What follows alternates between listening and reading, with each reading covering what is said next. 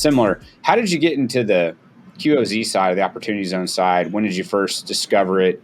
And we'll spend some time there because I know the listeners are probably interested in that. And then how did that evolve for you? Yeah. So, we started, did our first building in 2012, and obviously that was before opportunity zones existed. But most of the stuff we've done has been in Dallas or in Texas. And for the last decade, Texas has done nothing but go up and to the right.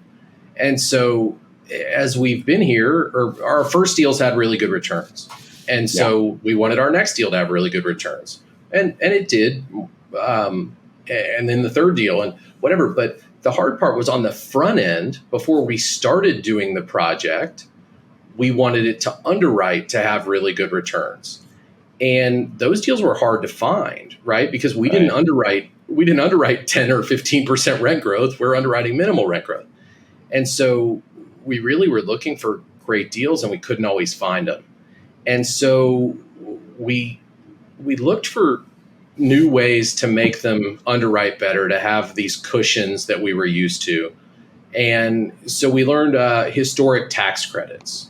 Okay, so that gave us a cushion to do a huge renovation deal in East Dallas, and that was great. Well, then we couldn't find any more old buildings in Dallas, so that was kind of short-lived. No more historic tax credit deals. So then we learned a process called fractured condo deconversion. So now we could go buy a project nobody else thought could be apartments, and that gave us a big cushion, and we went and did that deal. That was a big winner, again, in East Dallas. But it's hard to find fractured condo deals. So, all right, no more of those.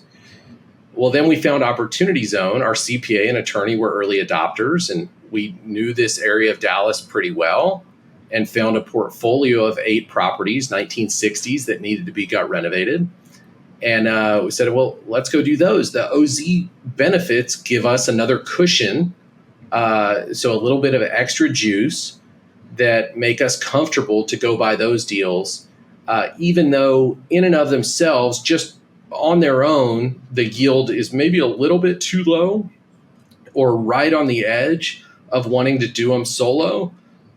With the OZ benefits, you can squint and say, yeah, this makes sense. And so, it's been an evolution to get to OZ, but at the heart of it, we're just Texas apartment guys. And we've just always looked for that little bit of extra juice to make deals work. And that's how we got to OZ. The interesting thing about OZ for us, unlike historic tax credits in Dallas, unlike fractured condo deconversion, is that Opportunity Zone scales. Yeah. And so instantly, instead of being able to do just one deal or 2 deals, now we're on our 23rd Opportunity Zone building. And we have a full pipeline going out for the next year, 18 months. And so that's what's really been neat about OZ for us is it's the first yield enhancement tool that we've been able to find that we can now hit the gas pedal and go.